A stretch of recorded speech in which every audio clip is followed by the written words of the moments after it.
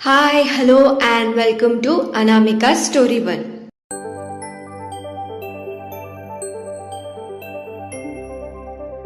आज हम सुनने वाले हैं एक प्यारी सी प्रेम कहानी जिसका नाम है अधूरे हम। चैप्टर 18। बिना देर किए हम कहानी में आगे बढ़ते हैं। सुबह जब अर्जुन की आंख खुली तो उसने देखा कि उसके बगल में आरोही नहीं है। वो जल्दी से उठा और बाहर आरोही को ढूंढने चला गया। बाहर आते ही उसने देखा कि आरोही किचन एरिया में, जो उस होटल में कुछ कमरे में बनाए गए थे, वहीं पर थी। आरोही ने अपने लंबे काले बाल जूड़े में बांधे और उसने एप्रन पहना हुआ था। अर्जुन को उसे ऐसे देखकर एक सुकून मिल रहा था। उसका चेहरा खिल उठा। वो उसके पास चला गया। अर्जुन को वहां देखकर आरोही बोली, उठ गए? Good morning. अर्जुन बोला, गुड मॉर्निंग। ये क्या कर रही हो? आरोही ने कहा, तुम्हारे लिए नाश्ता बना रही हूँ। अर्जुन ने कहा, ये सब करने की क्या ज़रूरत है? रिसेप्शन पर फ़ोन करके मंगवा लेते। आरोही ने अपनी आंखें छोटी की और दोनों हाथों को अपने कमर पर रखकर कहा, क्यों जी? क्या हम तुम्हारे लिए नाश्ता नहीं बना सकते? अर्जुन ने कहा, हम बस ये कह रहे हैं, इतना तकलीफ लेने की क्या ज़रूरत है? आरोही ने कहा, अब नहीं तो कल शादी के बाद तो ये करना ही पड़ेगा ना। ये सुनकर अर्जुन खामोश हो गया। तो आरोही आगे बोली, अब जल्दी से फ्रेश होकर यहाँ आओ, साथ में नाश्ता करते हैं। अर्जुन गया और फ्रेश होकर बैठ गया। उसने आरोही से पूछा, वैसे क्या बनाया है? तो आरोही ने कहा, पोहे। अर्जुन ने कहा, हाँ? आरोही ने कहा, जी हाँ। चलो खाकर बताओ कैसा बना है? अर्जुन ने कहा, उसे बहुत अच्छा लगा, पर उसने मुंह को थोड़ा अजीब सा बना लिया और बोला, ठीक ही है। तो आरोही ने कहा, तुम इतना अजीब मुंह क्यों बना रहे हो? आरोही ने अर्जुन के प्लेट से एक निवाला लिया। उसे वो अच्छा ही लगा तो वो बोली, अरे यार, अच्छा ही तो बना है। अर्जुन ने मुस्कुरा दिया। आरोही ने देखा तो उसे समझ आ गया कि वो जानबूझकर ऐसा कर रहा था। वो भी हंस दी और बोली, अर्जुन, आज तुम्हें कुछ काम है क्या?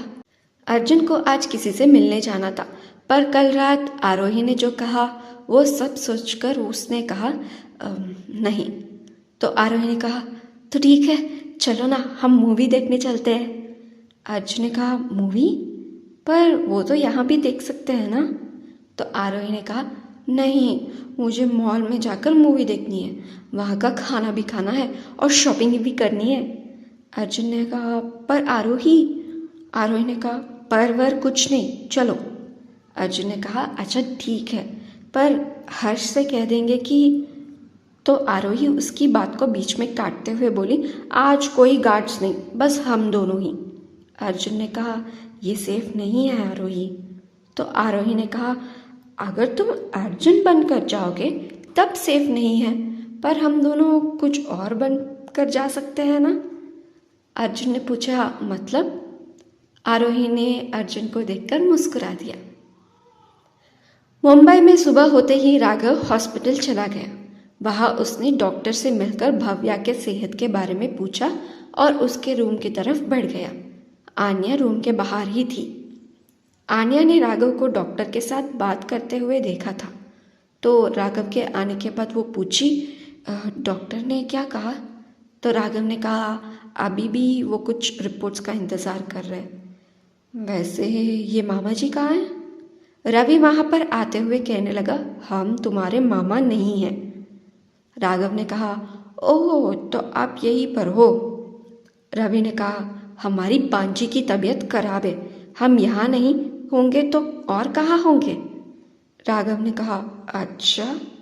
राघव ने अपनी एक हाथ जेब में रखकर रवि की तरफ देखकर बोला, वैसे आपका यहाँ से निकलने का वक्त आ गया है। तो रवि थोड़ा भड़कते हुए कहा, ये क्या बकवास कर रहे हो? हम यहाँ से कहीं नहीं जाएंगे। और तुम होते कौन हो हमसे ऐसे बात करने वाले? जानते भी हो कि हम कौन हैं? तो राघव ने कहा, आप कौन हैं, किस किस्म के इंसान हैं, ये हम कल ही समझ गए। आपका यहाँ रहना ना ही सिया के लिए अच्छा है और ना ही भव्या के लिए। तो रवि ने कहा, ये सब तुमसे उस सिया ने कहने को कहा ना, उस लड़की की तो। तभी राघव ने अजय के भेजे गए रिकॉर्डिंग को चला दिया। उसमें कल जो भी बातें रवि ने अपनी पत्नी के साथ कहा और करी थी वो सब था, और तो और उसमें उसके पत्नी की आवाज़ भी साफ तौर पर सुनाई दे रही थी। रवि की तो आंखें बड़ी हो गई ये सब सुनकर, और आन्या वो तो कुछ कहने की स्थिति में ही नहीं थी ये सब सुनकर। राघव ने कहा, वैसे हमारा नाम राघव है, राघवेंद्र सिंघानिया, और जब तक हम हैं सिया को कुछ नहीं होने देंगे। राघव गुस्से में गार्ड से कहा, इन्हें यहाँ से बाहर निकालो। अब वैशाली माँ के भाई है इसीलिए जिंदा छोड़ रहे हैं, वरना जिंदगी में कभी भी भूल कर भी हमारे आंखों के सामने मत आना। गार्ड उसे वहां से ले गया। रवि को राघव के गुस्से को देखकर डर लगा, और जब उसने राघव का पूरा नाम सुना उसे तो सदमा ही लग गया। रवि मन में बोला, सिंघानिया मतलब विजय सिंघानिया का पोता, जहां अमन जीजा जी काम करते थे, और यश राठौड़ का नाती। वैशाली का इन लोगों से इतने अच्छे संबंध थे। रवि ये सब सोच ही रहा था और गार्ड ने उसे बाहर धकेलते ही जा रहा था। राघव ने आन्या की तरफ देखा और कहा, ये भव्या को सुना देना ताकि सिया को वो गलत ना समझे। राघव के ये कहते ही सिया की याद आई और वो यहाँ वहाँ देखने लगा। आन्या को लगा वो राघव के साथ रही होगी, पर उसे भी सिया नहीं दिखी, और राघव को लगा वो यहाँ आ चुकी होगी। दोनों ने एक साथ एक दूसरे से पूछा, सिया कहाँ है? तो आन्या ने कहा, हमें लगा वो आपके साथ आ रही है। तो राघव ने कहा, उसने कहा ये वो खुद आ जाएगी, अभी तक नहीं आई। राघव ये कहते हुए ही अपने फ़ोन से किसी को फ़ोन करने लगा और पूछा, कहाँ हो? तो गार्ड ने कहा, सर हम सिया मैम के घर के बाहर हैं, वो अंदर ही है। राघव ने चैन की सांस ली। ठीक है, हम आ रहे हैं। वो आन्या को देखकर बोला, वो घर पर है, हम उसे लेकर आते हैं। इतना कहकर राघव वहाँ से चला गया। आन्या मन ही मन बोली, अब समझ आया सिया कि तुम क्यों चाहती थी तुम जिस राघव को बचपन में मिली और राघव सर दोनों एक ही इंसान हो। काश हम भी चाहते हैं कि ये दोनों एक ही हो। तभी अंदर से कुछ आवाज़ सुनाई दिया। वो अंदर चली गई। भव्या को होश आ गया था। आन्या भव्या की तरफ बढ़ते हुए उसका नाम लेने लगी। भव्या। भव्या ने कहा, दी माँ कहाँ है? हमें उन्हें देखना है दी। तो आन्या ने कहा, भव्या संभालो। आन्या ने बटन दबाकर डॉक्टर को बुला लिया। डॉक्टर आया और देखा कि भव्या पैनिक हो रही थी। तो आन्या ने कहा, डॉक्टर इसे होश आ गया, पर ये क्या हो रहा है इसके साथ? तो डॉक्टर ने कहा, ये पैनिक हो रही है, इन्हें अपने माँ से मिलवा दीजिएगा। डॉक्टर ने वार्ड बॉय को बुलाया। एक गार्ड भी उनके साथ था। वो लोग भव्या को मुर्दाघर ले गए जहाँ वैशाली जी को रखा था। उन्हें देखकर भव्या जोर जोर से रोने लगी। आन्या उसके पास चली गई। भव्या ने आन्या को जोर से पकड़ लिया और रोते हुए बोली, माँ, दी माँ से कहिए ना कि वो उठ जाए। आन्या भी रोने लगी। वो भव्या को संभाल नहीं पा रही थी। भव्या अचानक से रोते रोते बेहोश होने लगी। डॉक्टर ने उसे रूम में ले जाने को कह दिया था। दूसरी तरफ राघव जब सिया के घर पहुंचा तो देखा दरवाज़ा अंदर से बंद था। उसने सिया को फ़ोन करने की कोशिश की, पर सिया ने फ़ोन नहीं उठाया। राघव ने गार्ड को दरवाज़ा तोड़ने को कह दिया। जैसे ही दरवाज़ा टूटा, राघव भागकर अंदर चला गया। उसने देखा सिया एक कमरे के एक कोने में दीवार से सटकर बैठी थी। राघव ने गार्ड को वहाँ से जाने को कह दिया और खुद सिया के पास चला गया।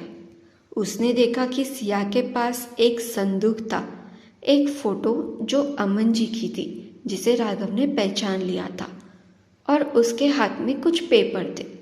वो सिया के पास गया और उसके सामने बैठ गया और कहा, सिया। सिया ने कुछ नहीं कहा वो बस एक ही जगह पर दिखे जा रही थी। उसे शायद ये तक एहसास नहीं था कि राघव वहाँ आया है। राघव ने उसके चेहरे को अपनी तरफ किया और सिया के आंखों में राघव को दर्द साफ नजर आ रहा था। वो आगे बोला, तुम रात भर नहीं सोई? सिया ने बस राघव को वो खत दे दिए जो उसके हाथ में थे और वो उठकर बेड पर जाकर लेट गई, पर उसके आंखें बंद ही नहीं हो रहे थे। राघव ने वो खत पढ़े और उसे समझ आ गया कि सिया को इतना सदमा क्यों लगा। वो उठा और सिया के पास चला गया। उसने अपना हाथ सिया के आँखों के आगे रख दिया ताकि सिया अपनी आंखें बंद करके कुछ देर सो जाए। दूसरी तरफ अर्जुन आरोही से, ये क्या है आरोही? आरोही अर्जुन को एक विग पहनाते हुए बोली, अरे बताया तो था कि हम बाहर जा रहे हैं। तो अर्जुन ने पूछा, उसके लिए ये सब ज़रूरी है क्या? तो आरोही ने कहा, अब तुम अर्जुन बनकर अकेले बाहर नहीं जा सकते, पर रामलाल बनकर तो जा सकते हो ना? अर्जुन ने पूछा, रामलाल? आरोही ने कहा, हाँ रामलाल। अब देखो, जिस इंसान के सफ़ेद बाल हो वो बुजुर्ग है ना, और बुजुर्ग के नाम ऐसे ही होते हैं ना, रामलाल, श्यामलाल। अर्जुन आरोही के बात को बीच में काटते हुए कहा, ये कुछ ज़्यादा ही हो रहा है, हमें नहीं जाना ऐसा। आरोही ने अपना मुंह बना लिया और कहा, अर्जुन प्लीज़। अर्जुन ने कहा, नहीं। तो आरोही ने कहा, पर हमें बाहर जाना है, मतलब जाना है। तो अर्जुन ने कहा, अच्छा ठीक है चलते हैं, पर ये सब करने की ज़रूरत नहीं। आरोही कुछ कहना चाहती थी, पर अर्जुन ने कहा, गार्ड हमारे साथ नहीं आएंगे। खुश? ये सुनकर आरोही खुश होकर बोली, बहुत खुश। हॉस्पिटल में भव्या बेड पर बैठकर कुछ सोच रही थी। आन्या उसके लिए खाना लेकर आई। आन्या बोली, भव्या ये खा ले, तुझे दवाई भी लेनी है। भव्या पूछी, मामा जी कहाँ है? आन्या बोली, राघव सर ने उन्हें यहाँ से निकाल दिया, और अच्छा हुआ निकाल दिया, वरना हम तो उन्हें। भव्या पूछी, क्यों? आन्या खाना को भव्या के आगे एक छोटे से टेबल पर रखते हुए बोली, तुम्हें पता है मामा जी ने जानबूझकर कल वो सब कहा था। 1 मिनट। आन्या ने भव्या को सारी रिकॉर्डिंग सुनाई दी और कहा, देखा वो इस तरह के इंसान है, वो तो अच्छा हुआ राघव सर ने हमें सच बता दिया, वरना। भव्या बोली, पर ये सब वो क्यों कर रहे हैं, और बाहर ये गार्ड्स क्या कर रहे हैं? आन्या बोली, भव्या वो राघव सर ने सिया से शादी कर ली है। ये सुनकर भव्या की आंखें बड़ी हो गई और वो पूछी, शादी? कब? कैसे? कहाँ? तो आन्या बोली, भव्या सिया को गलत मत समझना, सिया ने राघव सर से शादी तुम्हारी वजह से की है। भव्या पूछी, मतलब? आन्या ने उसे सब कुछ बता दिया। तो भव्या पूछी, माँ उन्हें जानती थी? आन्या ने कहा, हाँ, और माँ को बहुत खुशी हुई ये जानकर कि सिया ने राघव सर से शादी कर ली है। पर एक बात हमें अजीब लगी, सिया के पेपर साइन करने से पहले ही उन्होंने डॉक्टर को बुला लिया, तो शादी का क्या माजरा है, समझ में नहीं आ रहा। आन्या भव्या को खाना खिला रही थी और बोली, पर वो बहुत अच्छे इंसान है और हमें लगता है वो सिया से प्यार करते हैं। भव्या पूछी, सच्ची?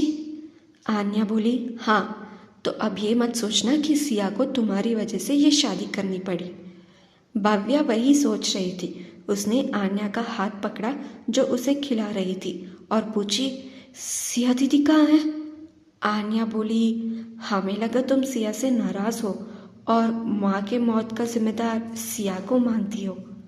भव्या के आंखों में आंसू आ गए और वो बोली, नहीं दी, हम ऐसा क्यों सोचेंगे?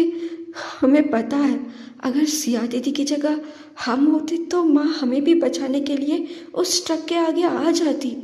माँ ने तो अपनी बेटी को बचाने के लिए, हमारी दीदी को बचाने के लिए ये सब किया, तो हम सिया दीदी को इन सब का जिम्मेदार कैसे मान सकते हैं? ये सब सुनकर आन्या को लगा कि भव्या सिया को गलत नहीं समझ रही थी। उसे बहुत अच्छा लगा। तो आन्या ने कहा, चल अब खाना खा ले। भव्या ने कहा, सिया दी?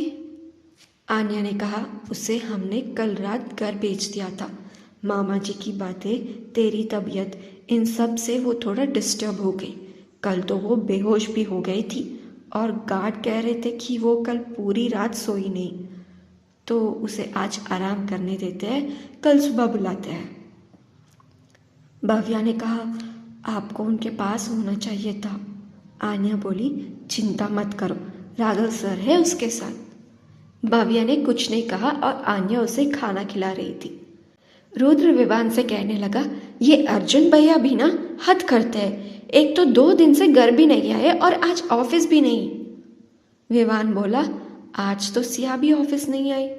तो रुद्र ने कहा, अरे हाँ।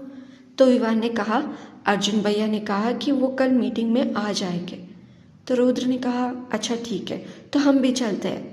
तो विवान ने कहा, ओ हीरो, कहाँ चल दिए? रुद्र ने कहा, रिया को लेने जा रहा हूँ। विवान ने कहा, अच्छा ठीक है, वो फाइल घर ले जाना और उसे पढ़ना, कल की मीटिंग की फाइल है। तो रुद्र ने कहा, ठीक है। रुद्र वहाँ से सीधा रिया के कॉलेज चला गया। कुछ देर बाद रिया आई, पर रुद्र अभी भी वही खड़ा किसी का इंतज़ार कर रहा था। तो रिया ने कहा, बाई चले?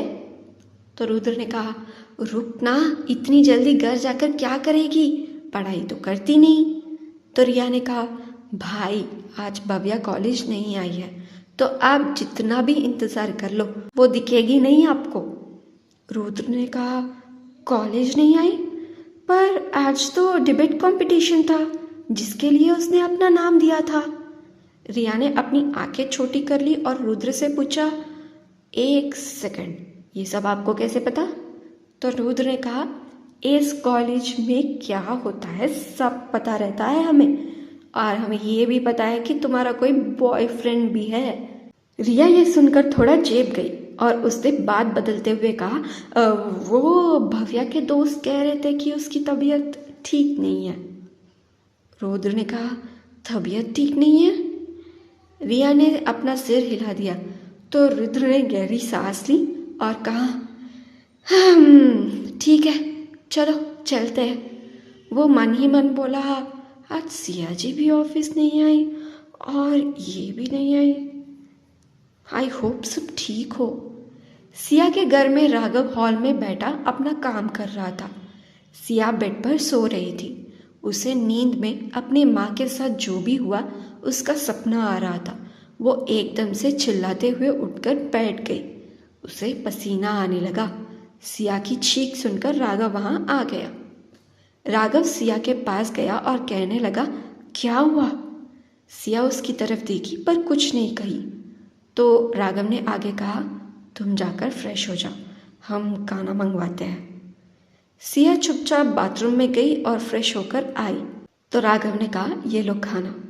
तो सिया ने कहा, हमें भूख नहीं है। तो राघव ने कहा, 2 दिन से कुछ नहीं खाया है और भूख नहीं है, चलो चुपचाप खाओ।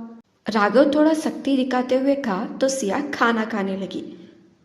राघव ने आगे कहा, हम जानते हैं तुम किस परिस्थितियों से गुजर रहे हो। एक वक्त था जब हम भी किसी के मौत के जिम्मेदार बने हैं। राघव ने वहीं साइड टेबल पर रखी अमन जी के फोटो को देखते हुए कहा, हम तो 1 हफ्ते तक अपने आप को कमरे में बंद कर लिया था। भैया दादाजी बहुत डर गए थे। भैया खिड़की से हमारे रूम में आए और हमसे बस एक ही बात कही, बीते हुए कल को हम बदल नहीं सकते, पर हाँ आने वाले कल को ज़रूर बदल सकते हैं। तुम अभी भी अपनी माँ के बारे में सोच रही हो जो बीती हुई कल बन चुकी है, पर तुम्हारे आने वाले कल, तुम्हारी बहन, उसके बारे में सोचा? सिया ने कहा, वो हमसे नाराज़ है। राघव ने कहा, उसका दुख किसी न किसी तरह बाहर तो आएगा ही। ये सुनकर सिया ने कुछ नहीं बोला। तो राघव आगे कहा, चलो खाना खाकर आराम करो, सुबह हॉस्पिटल चलेंगे। सिया ने धीरे से पूछा, आपने खाना खाया? तो राघव ने कहा, कुछ देर बाद खा लेंगे। सिया आगे कुछ नहीं बोली और अपना खाना खाकर बिस्तर पर लेट गई। राघव कुछ देर वही था। सिया के सोने के बाद वो बाहर आ गया। राघव के कई बातें सिया पर गहरी असर दिखा रही थी। वो खुद को संभाल रही थी। एक होटल में आरोही और अर्जुन डिनर कर रहे थे। आज इतने दिनों बाद अर्जुन के साथ टाइम बिताकर आरोही बहुत खुश हो रही थी। आज दोनों मिलकर मूवी देखी है, मॉल गए, शॉपिंग की और बहुत सारे बातें भी की। अर्जुन भी बहुत खुश था। इतने सालों बाद वो एक आम इंसान की तरह एंजॉय कर रहा था। उसके आसपास ना कोई गार्ड था, ना कोई सिक्योरिटी, बस आरोही और वो। आरोही अपना खाना खत्म करते हुए बोली, अर्जुन चलो भागते हैं। अर्जुन ने पूछा, क्या? आरोही ने कहा, अरे बिना होटल का बिल दिए निकलते हैं। अर्जुन बोला, पागल हो गई हो क्या? आरोही ने कहा, हाँ, तुम्हें कोई शक है? अर्जुन ने कहा, आरोही ये सब। इससे पहले अर्जुन आगे कुछ बोलता, आरोही उसका हाथ पकड़कर जबरदस्ती वहां से बाहर लेकर आ गई।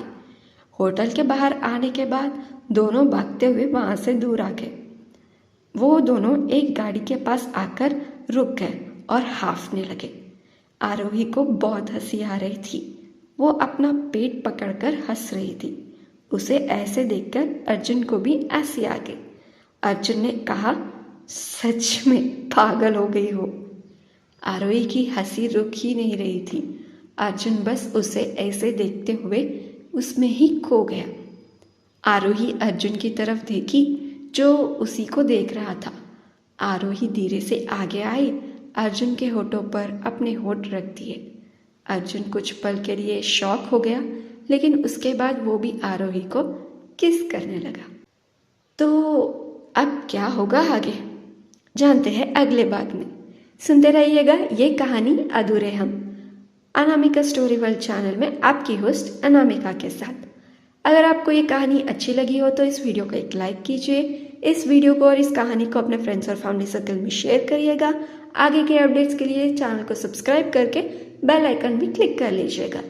इस कहानी में आपको क्या पसंद आ रहा है और कौन सी जोड़ी आपकी फेवरेट है और कौन सा कैरेक्टर आपका फेवरेट है, कमेंट सेक्शन में बताइएगा। अगर आप इस कहानी को पूरी तरह पढ़ना चाहते हैं तो डिस्क्रिप्शन में लिंक है और बायो में भी लिंक है, क्लिक कीजिएगा और पूरी कहानी पढ़ लीजिएगा। Thank you so much for listening. Thank you so much for your love and support. Take care and bye bye.